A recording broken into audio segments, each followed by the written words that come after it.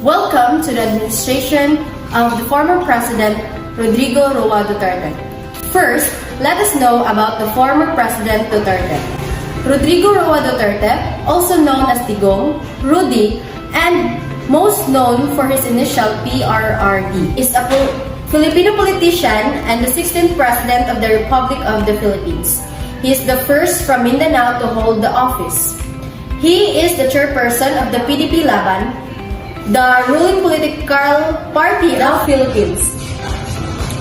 And now, let's talk about President Duterte's achievement in science and technology. President Duterte signs Balik Scientist Law, print, published June 22, 2018, hits 133,244. Science and technology in the country scored another milestone with the signing of the Balik Scientist Law by President Rodrigo Roa A. Duterte on June 15, 2018. Republic Act No. 11035, also known as the Act institutionalizing the Balik Scientist Program. This would give more incentives to returning Filipino experts, scientists, inventors, and engineers who would share their expertise in the country. The enacted law will strengthen the implementation of the Department of Science and Technology, or also known as DOST, Balik Scientist Program, which was first established in 1975 through the Presidential Decree 819, but was only implemented in 1986. Since its implementation, several scientists have come back to the country on short and long-term basis to mentor science and engineering students and faculty along their line of expertise through research and development, teaching, and other activities. This sharing of expertise significantly contributed to the acceleration of the scientific, agro-industrial, and economic development of the country. Through the Balik Scientist Law, a returning scientist can participate in DOST's grants, aid, and research and development. A grant may be provided to the Balik Scientist and released through the host institution for the implementation of the project in accordance with relevant government regulations and the need of the program involved. From that, a Balik Scientist can also enjoy various compensations that include tax and duty.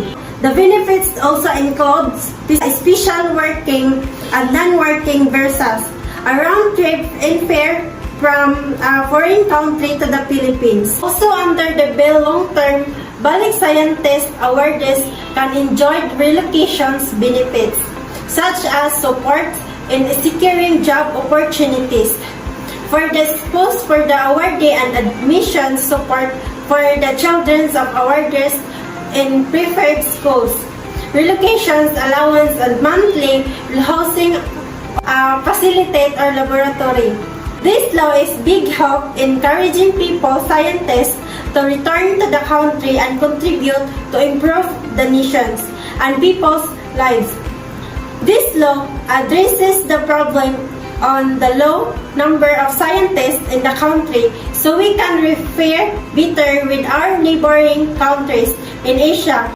Meanwhile, after its passage in the bicameral session last March, Secretary Fortunato T. de la Peña said that it's very crucial to strengthen the Balik Scientist program of the DOST because we have areas that lack experts such as space technology and artificial intelligence, which are just starting. He believed that having enough resources in this field would help the country in conducting various research and development projects in these areas.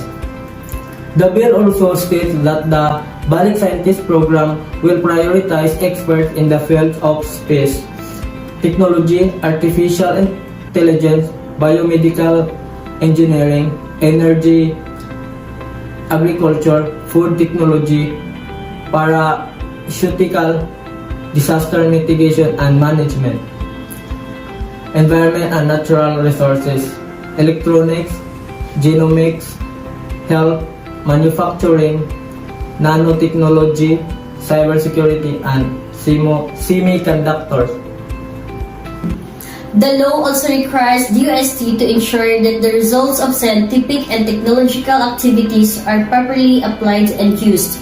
the counterparts of Senator Aquino in the House of Representatives and sponsoring this bill are Zamboanga del Norte, 1st District Representative Seth Frederick R. Haloshos, Zamboanga del Sur, 1st District Representative Divina Grace C.U., and Bohol 2nd District Representative and Chair of Science and Technology Committee, Erica Arsoto C.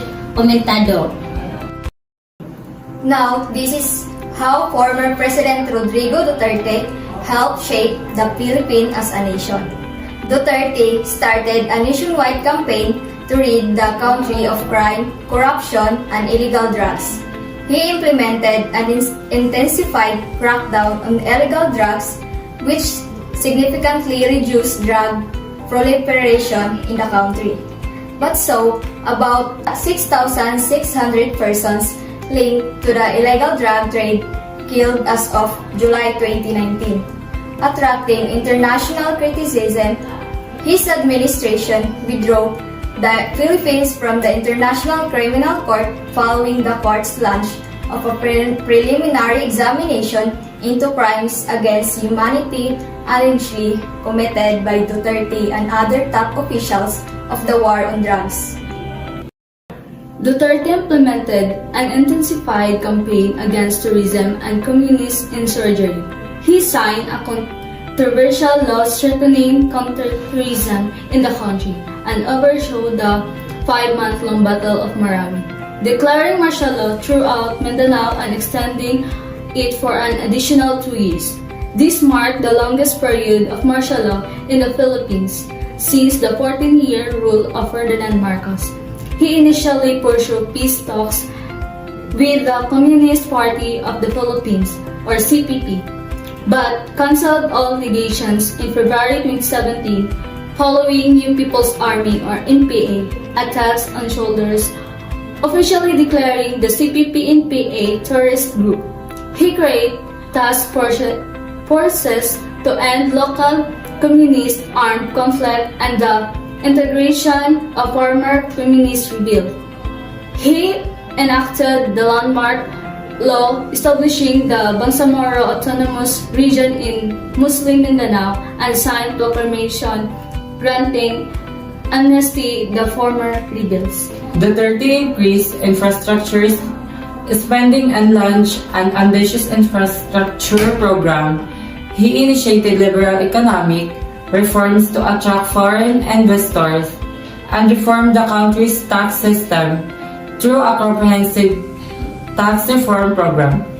He took measures to eliminate corruption and red tape by establishing freedom of information under the executive branch and signing the Ease of Doing Business Act to create a better business environment.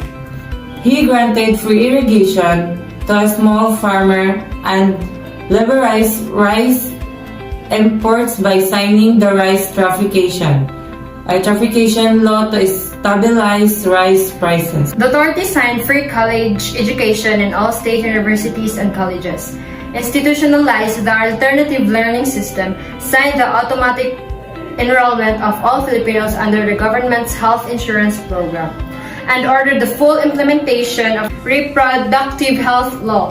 He oversaw the COVID-19 pandemic in the country, implementing strict lockdown measures. Initially discussed a 9.5% contraction in the country's GDP in 2020, followed by recovery of 5.6% into 2021.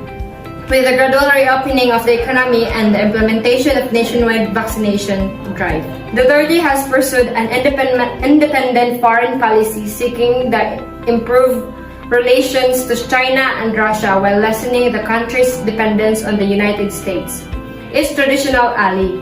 He has adopted a cautious, pragmatic, and conciliatory stance towards China compared to his predecessor, and has set aside the previous government policy of using the Philippines versus China ruling to assert the Philippines' claims over the South China Sea and its islands.